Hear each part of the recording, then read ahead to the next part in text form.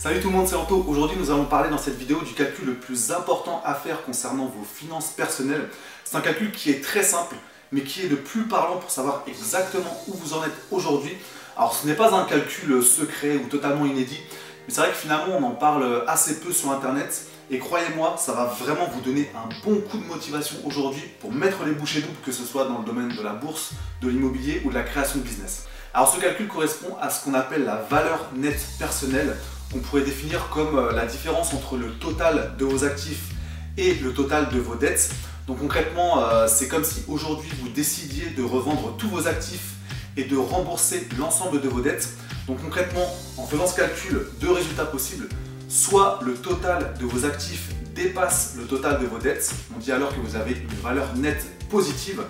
A l'inverse, si vous avez le total de vos dettes qui dépasse le total de vos actifs, vous avez alors une valeur nette personnelle négative. Dans les actifs, on va retrouver principalement tout ce qui est investissement immobilier, actions, assurance vie, compte d'épargne. Et dans le domaine des dettes, on va retrouver principalement tout ce qui concerne les crédits immobiliers, les prêts étudiants, les prêts travaux, les prêts auto, donc voilà, principalement les prêts à la consommation. Et ce qu'on va faire, c'est qu'on va tout de suite prendre un exemple chiffré d'une personne fictive pour vraiment que ce soit plus parlant pour vous et comprendre l'intérêt de calculer aujourd'hui votre valeur nette personnelle. On va prendre l'exemple d'une personne qui possède dans la colonne des actifs deux appartements d'une valeur de 100 000 € chacun, qui possède également 5 000 € en actions et 5 000 € sur un compte d'épargne. Donc si on fait le total, ça fait 210 000 € dans la colonne des actifs. Et de l'autre côté, dans la colonne des dettes, cette personne a un capital restant dû de 95 000 € sur chacun de ces deux appartements, 10 000 € en crédit auto et 15 000 € en prêt travaux. Donc là, on arrive à un total de 215 000 € dans la colonne des dettes. Donc si on fait le calcul, on se rend compte que la valeur nette personnelle de cette personne est de moins 5 000 €. Donc concrètement, ce qu'on se dit en regardant ce résultat, c'est que malgré le fait qu'elle ait réussi à investir dans deux appartements, elle a à ce jour une valeur nette personnelle négative de moins 5 000 €. Donc ça permet réellement à cette personne de se remettre les idées en place. On en reparlera tout à l'heure dans la vidéo. Mais sincèrement, je vous le redis et je le répéterai encore, faites ce calcul de valeur nette personnelle. Ça permet de se mettre les idées au clair. Et on verra tout à l'heure que ça permet aussi d'éviter de s'enflammer. Parce que si on reprend l'exemple dont on vient de parler, même avec deux appartements, on se rend compte qu'on n'est pas forcément très riche. Et ça permet de rester à sa place et de comprendre encore le chemin à parcourir. Donc moi par exemple, j'ai fait ce calcul récemment, je l'ai fait il y a quelques semaines. Je le connaissais déjà avant, mais j'avais jamais pris la peine de le faire. Et concrètement, les résultats que j'ai obtenus, là je les ai mis sur mon ordi. Donc j'ai fait ce calcul et malgré le fait que j'ai réussi à investir dans 4 appartements, j'arrive en mettant d'un côté tous les actifs et de l'autre côté toutes les dettes, j'arrive à une valeur nette personnelle de moins 600 €. C'est-à-dire que aujourd'hui, en ayant 4 appartements, j'ai une valeur nette personnelle qui est négative. Et je peux vous assurer que quand j'ai fait ce calcul, ça m'a mis une grosse claque parce que inconsciemment, je pensais déjà assez avancé. Je me disais voilà, j'ai réussi à investir dans 4 appartements, je pensais vraiment avoir fait ce qu'il faut. Et quand on fait ce calcul, on se dit ouais, en fait, clairement, je suis qu'au début de mon aventure. Donc après, voilà, il faut essayer de prendre ça de manière assez formatrice en se disant ça me donne un bon coup de motivation. Je suis qu'au début, il ne faut pas que je me relâche parce que voilà, j'ai pas fait grand chose pour l'instant finalement. Viser la durée et comprendre que, encore une fois, on est vraiment qu'au début de l'aventure. Alors après, sans rentrer trop dans les détails, pourquoi j'arrive à une valeur nette personnelle négative, même en ayant acheté 4 appartements, c'est que je les ai achetés avec un financement à 110% et ça fait pas si longtemps que ça que je les ai achetés. Donc c'est vrai qu'en tout début de remboursement de prêt immobilier, on se retrouve assez régulièrement sur ce genre de résultats sur la valeur nette personnelle. Mais voilà, encore une fois, c'est très important de le faire pour vous dès aujourd'hui. Donc dites-moi d'ailleurs dans les commentaires si premièrement vous connaissiez ce calcul de valeur nette personnelle. Est-ce que vous l'avez déjà fait ou alors à l'inverse, est-ce que vous n'aviez jamais entendu parler de ce calcul-là? Dites-moi ça dans les commentaires et je vais tout de suite vous donner clairement pour moi quels sont les deux gros avantages de calculer aujourd'hui votre valeur nette personnelle. Alors, premier avantage en faisant ce calcul, vous allez gagner en lucidité et en humilité. Et ça, c'est très important parce que c'est vrai que quand on commence à investir, que ce soit dans l'immobilier ou en bourse, on peut inconsciemment avoir une part de soi qui commence à s'enflammer. On se croit un petit peu supérieur par rapport aux autres par moment et c'est clairement un danger parce que voilà, on commence à se dire je commence à avoir 2, 3, 4 appartements où j'ai mis 20 000, 30 000 ou 40 000 € en bourse pour peu en plus que les actions progressent à ce moment-là, on peut inconsciemment se sentir un peu supérieur. Et on perd en humilité et en lucidité à ce moment-là, et c'est souvent que les problèmes arrivent, parce que quand on est dans cet état d'esprit de se sentir un peu supérieur, on perd en vigilance, en lucidité, et on commence à commettre des erreurs. Donc c'est pour ça que je vous incite aujourd'hui à faire ce calcul de valeur nette personnelle, parce que si on reprend par exemple le domaine de l'immobilier, en faisant ce calcul, vous allez vous rendre compte que tant que vous êtes en train de rembourser votre prêt immobilier, vous n'êtes forcément pas plus riche qu'il y a quelques mois ou quelques années. Vous progressez étape par étape, mais vous ne pouvez pas vous définir comme quelqu'un de riche parce que vous devez encore une très forte somme d'argent à votre banque. Donc si on reprend l'exemple de tout à l'heure, la personne qui a un appartement qui vaut 100 000 € mais qui a encore 95 000 € de capital à amortir, ça permet de remettre les idées au clair et de ne pas s'enflammer. Et surtout, un truc très important, ça permet de comprendre que vous n'êtes pas pleinement propriétaire tant que vous n'avez pas fini de rembourser votre prêt immobilier. Je sais que personnellement, depuis quelques années, à chaque fois que j'ai acheté un appartement ou même quand j'ai acheté ma résidence principale, je me suis toujours dit, fais attention, ne te prends pas pour le propriétaire pour l'instant parce que tu dois encore énormément d'argent à la banque. Si on doit définir quelqu'un qui est propriétaire de ce bien, c'est bien votre banque, ce n'est pas vous-même. Et je me suis toujours dit, tant que j'aurai une mensualité à payer, je ne me considérerai pas comme un propriétaire. Par contre, le jour où j'aurai terminé de payer ma dernière mensualité, à ce moment-là, et seulement à ce moment-là, je pourrais me dire, voilà, je suis propriétaire de ma maison ou de cet appartement que j'ai mis en location.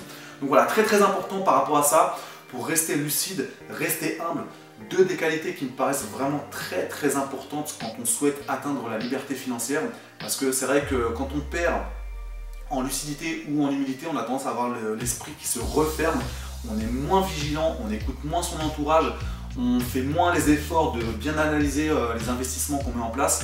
Et comme je disais tout à l'heure, c'est bien souvent à ce moment-là qu'on commence à faire des erreurs qui peuvent parfois avoir des grosses conséquences au niveau financier. Donc même si aujourd'hui vous avez 2 ou 3 appartements, n'oubliez pas que c'est très bien, mais que cela ne vous rend pas forcément riche aujourd'hui. Vous ne pouvez pas vous définir automatiquement comme une femme ou un homme riche, parce que tant que vous avez un prêt immobilier sur le dos, et finalement votre valeur nette personnelle n'a pas beaucoup changé, même si vous progressez étape par étape. Donc faites ce calcul aujourd'hui, vous allez vite vous rendre compte où vous en êtes, et on va parler juste après dans le deuxième avantage de la deuxième chose importante que cela va vous permettre de réaliser en faisant ce calcul aujourd'hui. Deuxième avantage de ce calcul, vous allez clairement pouvoir mesurer le chemin déjà parcouru et le chemin encore à parcourir pour atteindre votre liberté financière. Et cette valeur nette va être finalement le calcul le plus puissant pour mesurer que ce soit vos régressions, parce que ça peut arriver, vos stagnations ou vos progrès. Et vous allez un petit peu sortir de discours flous, de phrases un peu floues, du type j'ai l'impression de stagner, ou à l'inverse, j'ai l'impression d'avoir progressé par rapport à l'année dernière. Parce que tant que vous n'aurez pas fait ce calcul, finalement, vous ne serez jamais au clair sur votre capacité à avoir fait des progrès, à avoir stagné, ou alors à avoir régressé. Et c'est vrai que par rapport à ça, c'est très important d'être au clair. C'est par exemple ce que dit souvent Anthony Robbins, qui dit que la clarté est le pouvoir. Parce que tant qu'on est sur des choses floues, finalement, on n'a pas tant de pouvoir que ça sur les actions qu'on met en place. Et je le répète régulièrement aujourd'hui, en calculant cette valeur nette, vous allez pouvoir ainsi mesurer vos progrès, vous allez pouvoir mettre en place des actions particulières, vous allez pouvoir adapter votre stratégie par rapport à ça. Et vous allez sortir de ces discours flous qui finalement ne vous donnent pas forcément beaucoup de pouvoir. Et vous allez enfin être capable de répondre finalement à la question: est-ce que j'ai progressé? Est-ce que j'ai stagné? Est-ce que j'ai régressé au niveau financier par rapport à la dernière, par rapport à il y a 2 ans, par rapport à il y a 5 ans, ou même par rapport à il y a 6 mois, hein. Ça peut être aussi des fois des objectifs à court terme. Et comme je disais à l'instant, ça va vous permettre d'ajuster votre stratégie. Parce que concrètement, si vous avez une valeur nette qui a régressé, vous allez devoir en tirer des conséquences. Si vous avez une valeur nette qui a stagné, vous allez aussi devoir en tirer des conséquences.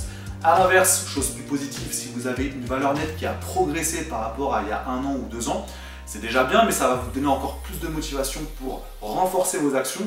Donc voilà, par rapport à ce calcul que vous allez faire, adaptez votre stratégie. Par exemple, ça va être de réduire vos dettes, ça va être aussi de réduire vos frais fixes. Donc par exemple, les frais fixes, c'est principalement tout ce qui concerne les assurances habitation, les abonnements téléphoniques ou internet, les abonnements énergie, que ce soit l'électricité ou le gaz, soit aussi l'assurance voiture. Donc essayez vraiment de réduire au maximum ces frais fixes pour continuer à économiser toujours davantage, pour réduire vos dettes et aussi pouvoir investir dans des actifs.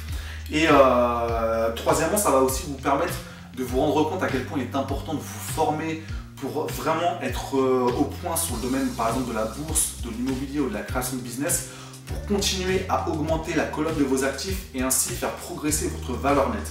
Donc voilà, je le répète encore et encore aujourd'hui, j'ai beaucoup insisté là-dessus, mais prenez le temps dès aujourd'hui, prenez un papier, prenez un stylo, calculez tous vos actifs, calculez toutes vos dettes, faites la différence et voyez clairement où vous en êtes aujourd'hui. Refaites ce calcul dans 6 mois, refaites ce calcul dans 1 an, refaites ce calcul dans 2 ans et là vous pourrez enfin parler avec des chiffres précis, vous serez confronté à la réalité des chiffres et vous ne serez plus dans les discours flous. Vous pourrez enfin vous dire, ouais ok, quand je regarde le chemin parcouru, je peux déjà être fier de moi, mais vous allez aussi pouvoir vous orienter vers l'avenir et vous dire, bon, ok, j'ai réussi à franchir des étapes, mais je suis encore qu'au début de mon aventure.